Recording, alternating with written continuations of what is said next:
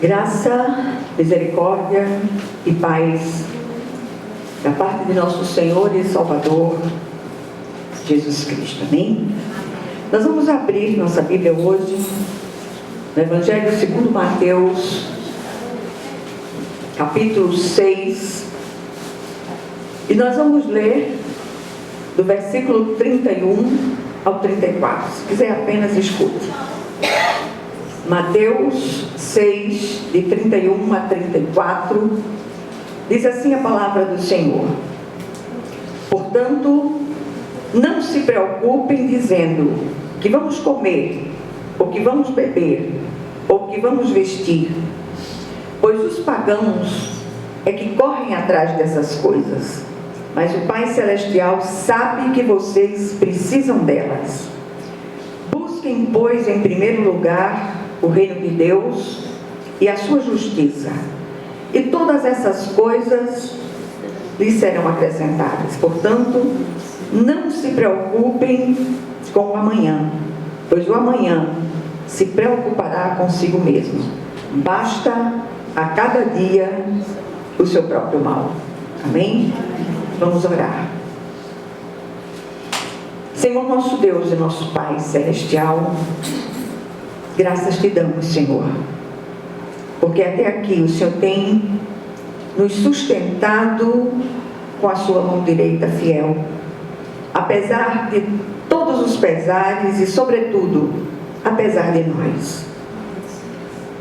Rogo a ti que o Senhor abra os nossos ouvidos espirituais para que nós entendamos aquilo que o teu Espírito deseja ministrar a cada um de nós no dia de hoje, em nome de Jesus. Amém. Meus amados, já ouvimos tantas mensagens nesse texto. É um texto de exortação que chama os cristãos a uma postura de fé que deve priorizar o Senhor e o seu reino em detrimento de todas as outras coisas. O texto citado é o final do contexto no qual Jesus responde e dá instruções quanto a não andarmos ansiosos de coisa alguma, bem como ordena a reordenarmos as nossas prioridades. O desejo do meu coração, bem como a minha oração, é que essa palavra seja impressa nos nossos corações. Que nos deixemos hoje ministrar pelo Espírito de Deus. É sempre tempo de olhar para trás, não de maneira saudosista, mas de uma perspectiva de balanço. Se é um povo sobre a terra que precisa estar se submetendo a um balanço diário, é o povo de Deus.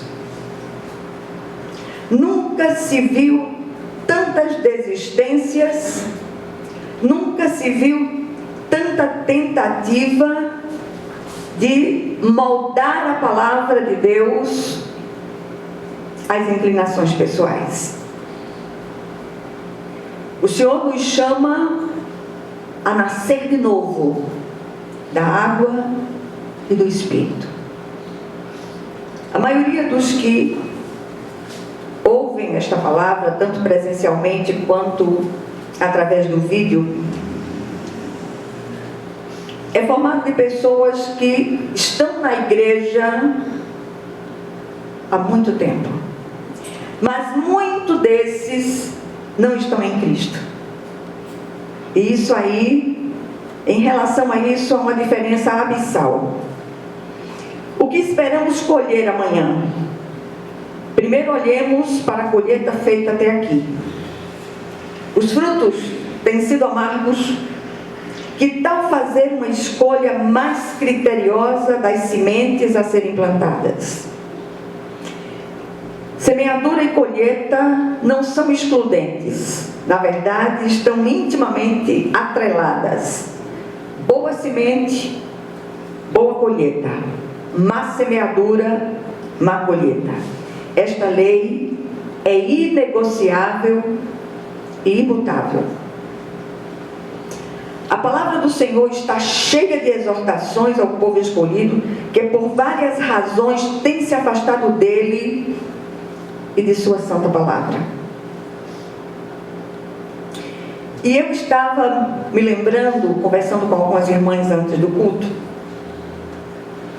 e eu me lembrei da sogra de uma das minhas irmãs, que ela fazia bolos sob encomenda.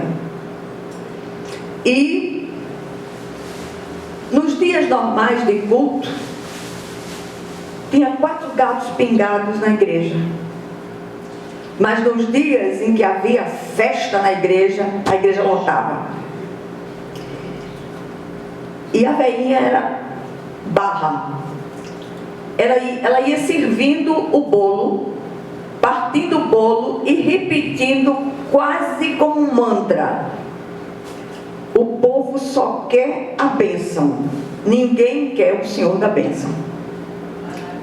E saía distribuindo bolo para todas as pessoas, mas não antes de dizer isso. E ela não estava falando para ninguém em particular, mas para todos aqueles que lotavam a igreja nos dias de festa. A desculpa que mais ouvimos é: não tenho tempo. Quando os dias maus chegam, num instante se fabrica tempo para se buscar o Senhor. Atravessar os desertos não é fácil. Fora do Senhor encontramos dor e sofrimento. E é preciso que nós nos rendamos à santa palavra de Deus. Quando entregamos ao Senhor os nossos caminhos e confiamos nele, o mais Ele certamente fará. Conheço as histórias de alguns dos que estão aqui, de alguns que vão ouvir através do vídeo, mas tem sido uma coisa quase que recorrente no meio do povo de Deus. E hoje ainda tem um adendo às orações, onde as pessoas resolvem dar ordens a Deus. Eu exijo, eu declaro, eu determino. Você não exige nada, você não determina nada. O Senhor é o dono absoluto das nossas vidas. Que nós possamos orar sim sempre, dizendo: Senhor, eu não sei o que é melhor para essa situação, contudo seja feita a tua vontade, não a minha. E uma coisa que tem estado cada vez mais clara no meu coração é que na vida de um servo, até quando tudo dá errado, dá certo. Porque o Senhor é aquele que nos alcançou com a sua mão direita fiel. Mas nós não podemos permanecer como estávamos. Depois da entrega da nossa vida a Jesus verdadeiramente, começa o grande trabalhar de Deus para que haja as transformações que Ele quer que passemos. Nessa época as pessoas lotam as igrejas e outros guetos religiosos em busca de palavras proféticas acerca do novo ano que se aproxima, ou do novo ano em curso. O que valia para o ano passado vale para este ano. Recorramos à palavra de Deus. Busquemos o Senhor de todo o nosso coração, de toda a nossa alma, de todo o nosso entendimento. O texto chama a nossa atenção para pelo menos 3 verdades. Primeiro, cuidado com as preocupações. Não chamemos para hoje os cuidados do amanhã. Basta ao dia o seu próprio mal. Ouçamos o que diz o apóstolo Paulo, a esse respeito. Ele diz: não andem ansiosos por coisa alguma, mas em tudo, pela oração e súplicas e com ação de graças, apresentem seus pedidos a Deus. E a paz de Deus, que excede todo o entendimento, guardará os seus corações e as suas mentes em Cristo Jesus. Sabe o que é que a gente descobre nessa caminhada com o Senhor? A ansiedade, ela é filha do medo e acaba se tornando mãe das mais diversas patologias, como alguns tipos de depressões e síndromes várias, especialmente a chamada síndrome de pânico. Em segundo lugar, olhando para o texto, nós percebemos que os pagãos é que agem assim, agoniados, desesperados, olhando para o amanhã. Vivamos o hoje, o agora de Deus. Que sejamos encontrados atados no feixe dos que são do Senhor, não no feixe daqueles que andam segundo o curso deste mundo. Aquietemo-nos e que digamos amém para aquilo que o Senhor fará. Eu repito, muitas vezes no caminho da nossa vitória tem um estreito, tem um abismo a ser superado, e a estrada do cristão é estreitíssima, cheia de curvas e ladeira acima.